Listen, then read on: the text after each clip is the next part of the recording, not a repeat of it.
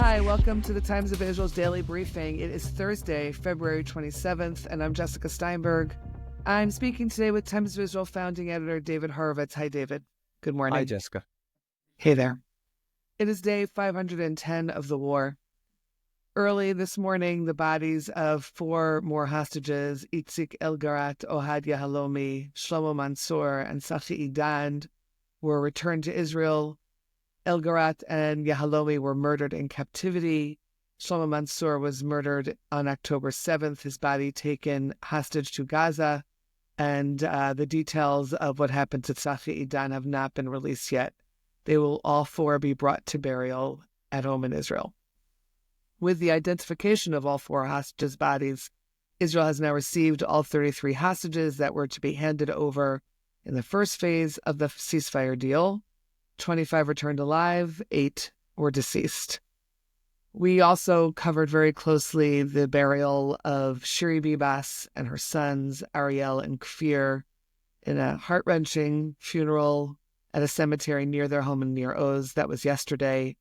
We heard the words of Yarden Bibas and of Shiri's sister, Dana Silverman.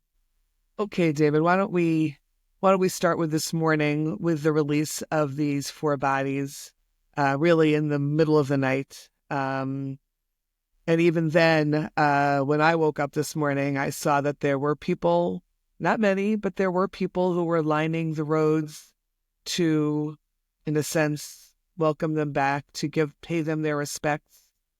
Some were holding Hapoel soccer flags because Itzik Elgarat was a big Hapoel soccer fan.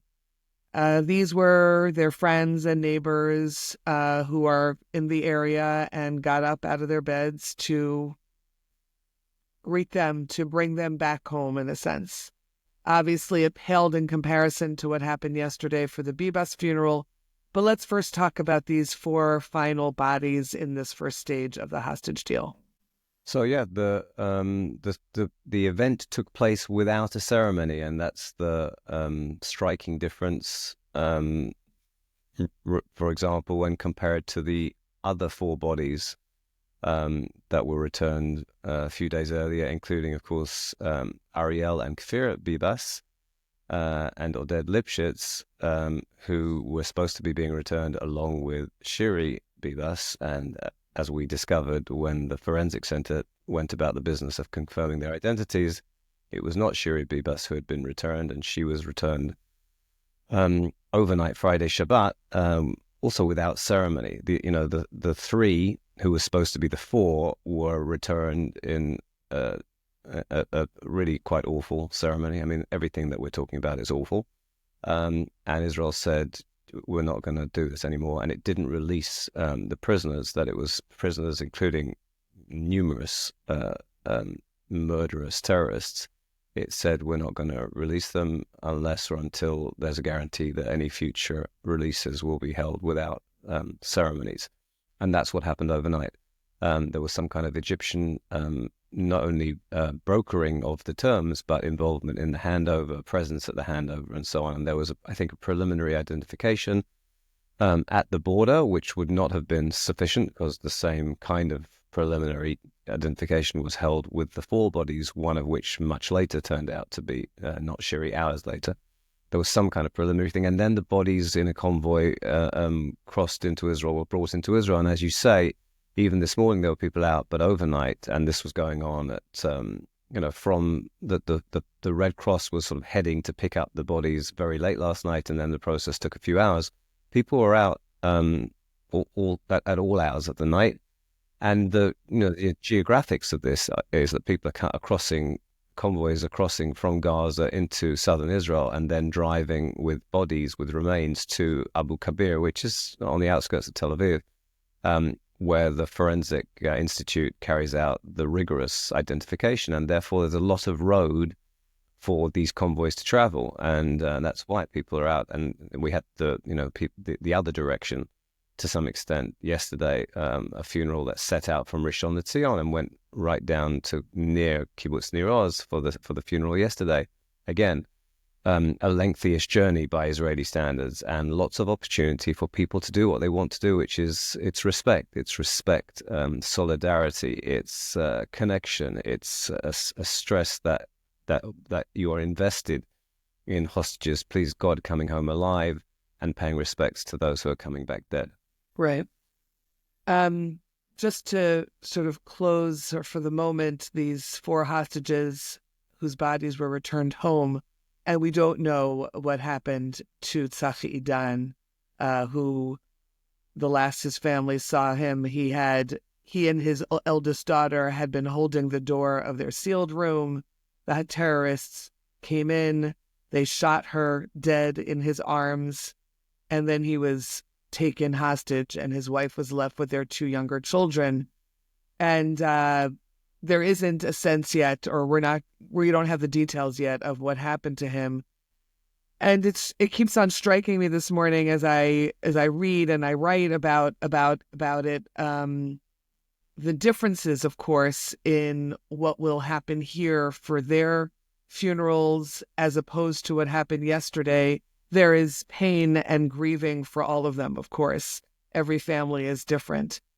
And it just takes me back to yesterday and the Bibas funeral, which was closed to the press, and about 1,000 people there was a live stream, but the press was not there present in person.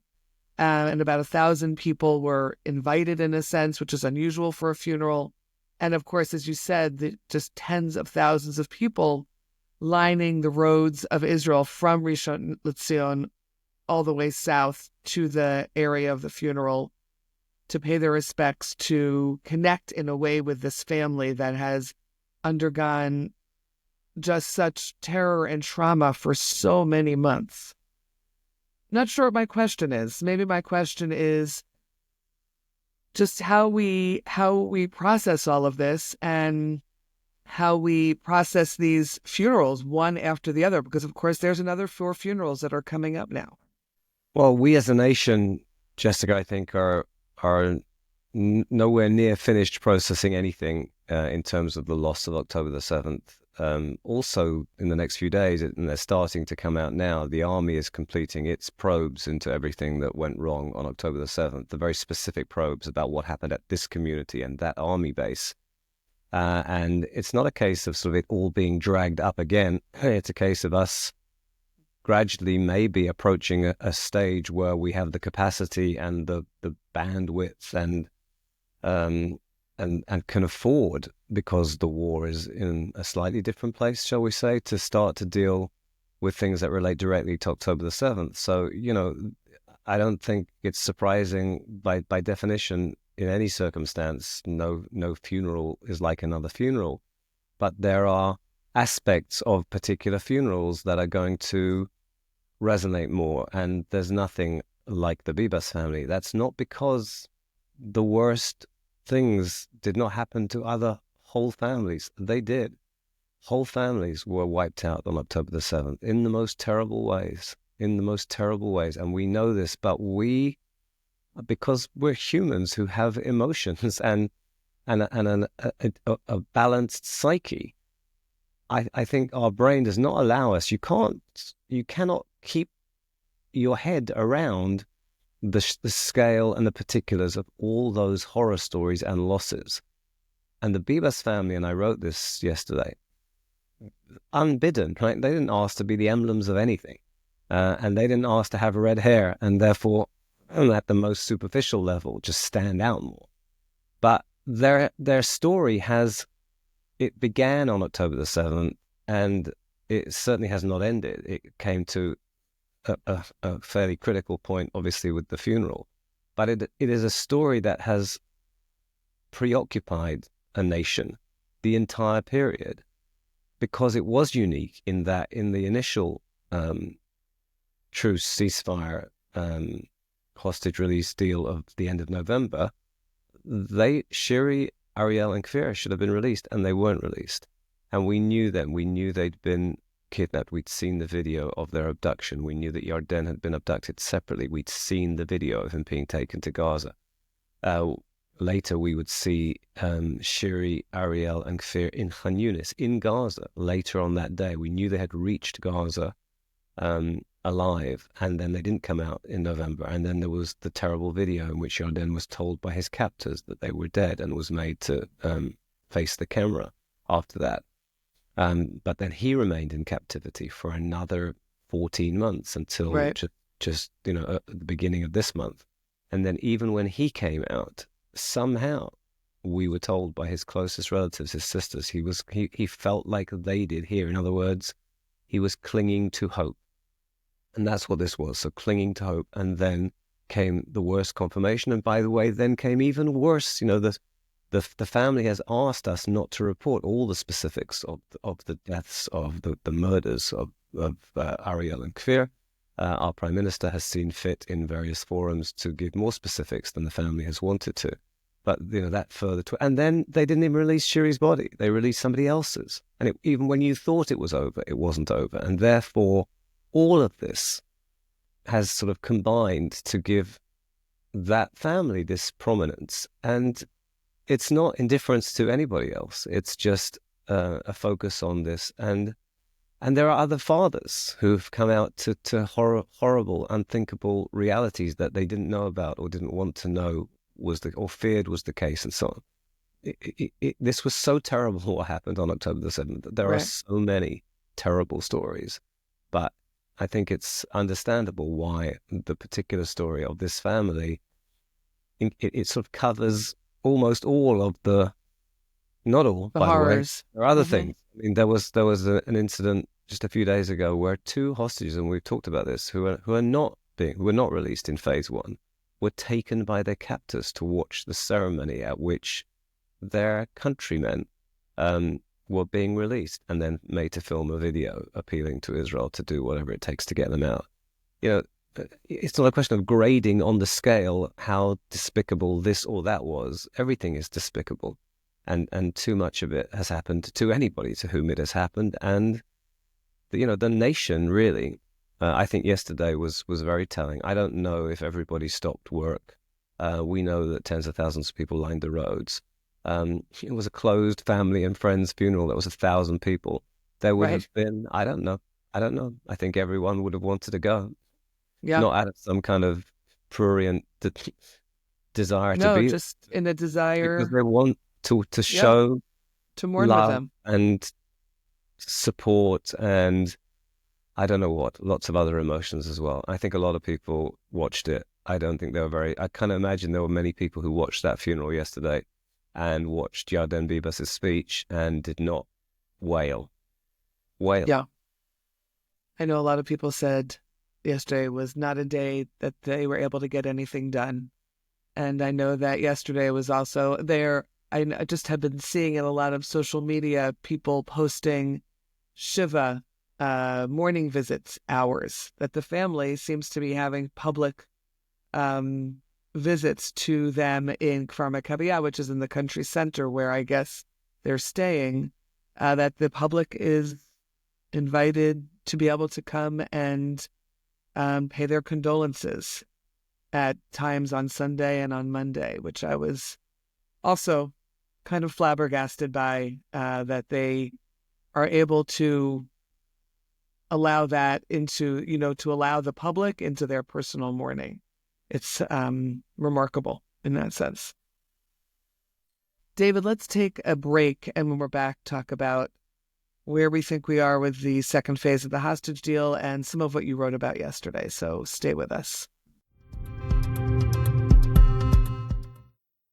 And again, as I said, people working for the ICC are humans. When you're faced with such tragedies, unless you're heartless, you respond to that in a humane way. I've had my non-Jew colleagues at work telling me that they haven't slept at night because they had Kfir and Ariel Bibas coming up in their dreams, and that goes with me because it really kind of shows that when you do this humanitarian work, you can't avoid being impacted on the humane and personal level. So while we understand the public sentiment and we feel it, and we're oftentimes even a part of it on the personal level, we have to make sure that we stick to the unique principles and methods that ICRC follows all around the world.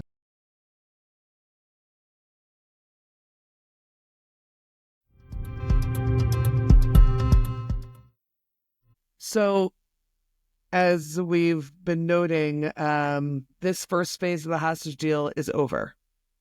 And negotiations theoretically are in process to reach further understandings with Hamas.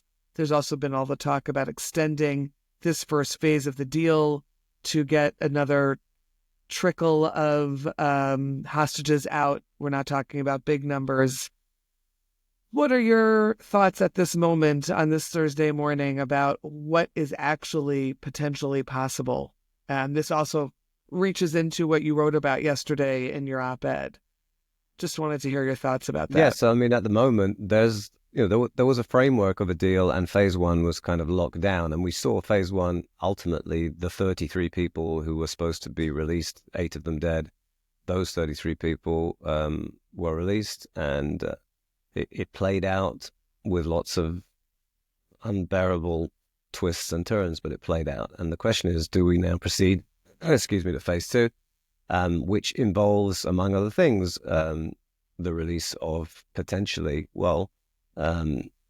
we think 24 living hostages of the remaining 59. I don't think we know for sure 24. I think Israel has confirmed 35 deaths. So if I'm correct, then it's 24 at most.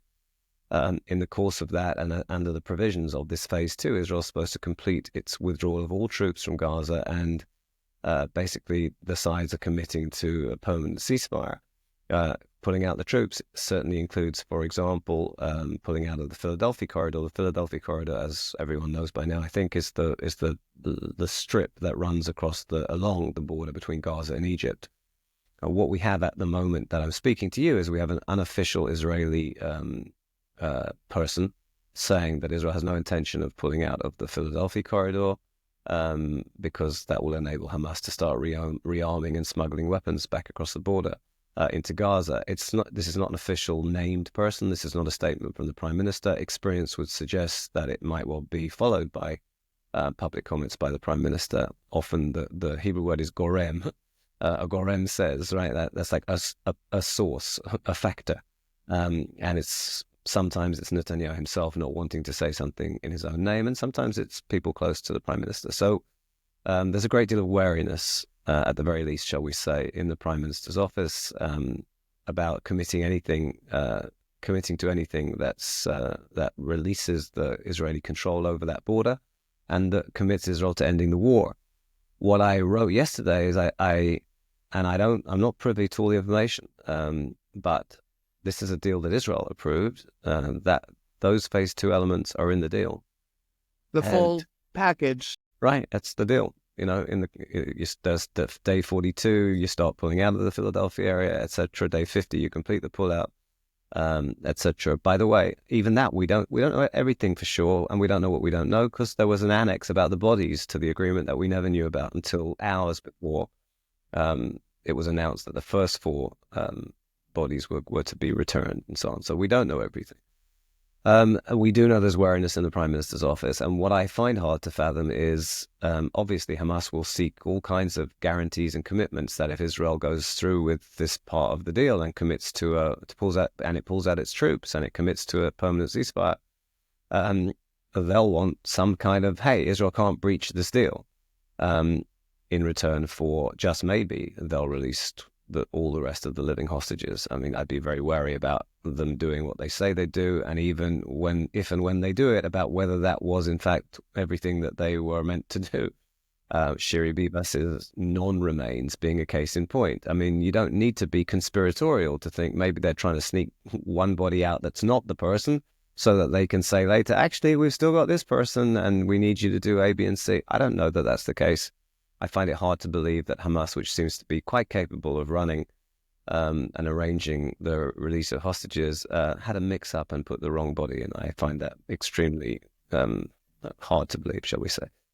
But at the same time, you've got 3 mediators, one of which is the United States. The United States is, the Trump administration, Steve Witkoff, the president, 2 goals to this war, 2 goals. Got to get those hostages back, every one of them. We're going to bring every one of them home, says Steve Witkoff, says Trump all the time, and you got to destroy Hamas.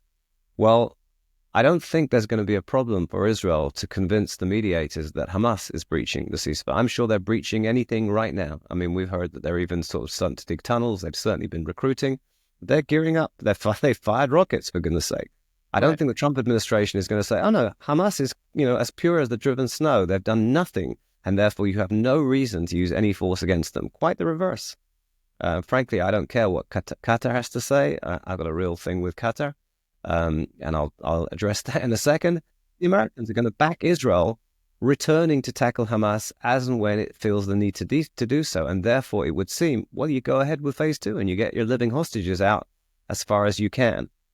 So there's something there that I don't fully understand. Of course, there's politics in there because Netanyahu's coalition majority depends on Bezalel Smotrik's religious Zionism party, and Smotrich is insisting on a return to the war. Well, I would have thought Netanyahu can negotiate that if he wants to as well. And we know that, of course, he has support from opposition parties to keep his majority in the Knesset so long as he's advancing this deal. So that's one thing I will say. Another thing I will say is about the U.S. administration, which has been so supportive of Israel since Trump took office in terms of military support, in terms of engagement. Steve Witkoff is engaged. He had no expertise that I'm aware of before starting this role. And he worked very closely with the outgoing administration, and both of them have praised each other for the way that worked. He has thrown himself into this heart and soul, I would say. You speak to the hostages' families, as you do, Jessica. You know that they think this is somebody who is a mensch and is trying to make this work for them. At the same time, you've got this Trump plan to take over an emptied Gaza and develop it as real estate. And it's not credible with the best will in the world. How's Gaza supposed to be emptied out, and where are those people going to go, and how do you distinguish people who Trump has called wonderful Gazans from evil Hamas? How are you supposed to do that? How is Israel supposed to eradicate, to use the word used by the Secretary of State, eradicate Hamas without doing harm to those wonderful Gazans? This is not fully thought through, shall we say. I'm being polite about this. And by the way, if you do export vast numbers of people, 2 million people potentially across the region, and you haven't somehow done something about the attractiveness of Hamas for large numbers of Gazans, you're exporting monstrous terrorism, an ideology, and some of the perpetrators, and certainly some of the supporters. That's incredibly dangerous. I mean, think about what that would do to Jordan or to Egypt or any other country, for goodness sake, and anywhere else around the world where people will end up. And therefore, you have to tackle the ideology. That doesn't mean you don't try and stop people trying to kill you, but you have to tackle the ideology. And like a first step on tackling the ideology is stop people being misled by what is reported about what is going on. And I'm thinking most especially of Al Jazeera. Al Jazeera is a media outlet funded by the Qatari government that is glorifying Hamas, as I wrote it yesterday. And yet Trump says, no, the Qataris, they're trying to help, they're trying to make this better, they're part of the solution, they're not part of the problem. As long as Al Jazeera is pumping hatred and glorification for extremism and terrorism and murder into, I don't know, hundreds of millions of homes and more, potentially around the world, but in this region, you're actually, they're certainly not part of the solution. They are part of the problem so long as the network that they are supporting is misreporting and glorifying. And then you've got to get onto the business of education at every level in terms of spiritual leadership, in terms of teachers. But you could start with a really obvious channel where you have leverage. Trump has leverage over Qatar. So if the administration is listening to this podcast, and even this lengthy late part of this podcast, strike a blow, first of all, by saying to Qatar, this cannot go on anymore. If you want a healthy relationship with us, you need to stop funding. You need to stop your network glorifying everything that you are trying to fight against. Thank you, David. And thanks to all of you for listening to the Times of Israel Daily Briefing. We'll be back again tomorrow with another installment. This episode is produced by the Podwaves. Any comments you have, email us, podcast@timesofisrael.com. Until next time, be well.